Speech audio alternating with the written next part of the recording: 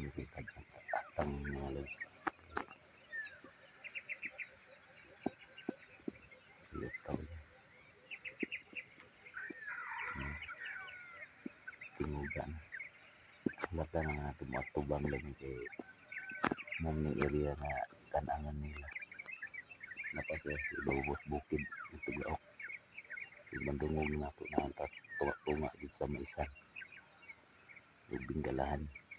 Kanina siya mo gawas ng atong ambuson. 3 times na ako gitiruhan kagahapon na lawa. Huwag din makuha. Karon last na nato nga adlaw. Siya raw di pa ni makuha. Kaning kamutan na ako ang makuha niya. Sige Tuglaok.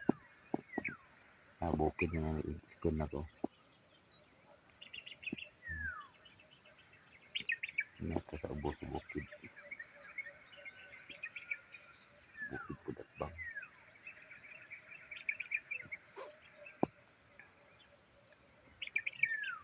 Pero di pa na makuha karon. Kuha talaga na. Paduol ka gamay kay itong mangga ang iplastaran ka na. Siguro di maabot sa bala mo ito. Wagit siya. Napiilang, napiang na ni manok, napiang na ni. Isag bagi ka po ginawa kay duol pagapon sa mga kanusagol sa mga manok nga binuhi ba musagol mambreed siya mo nang ato kaning kamutan makuha ning manok kasanon.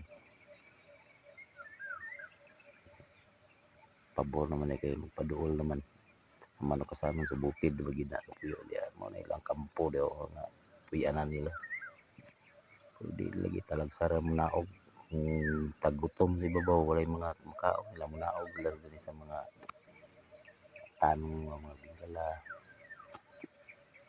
Dani sila mga unan. Manong pabor sa lahat ng pagtira. Station mga lods.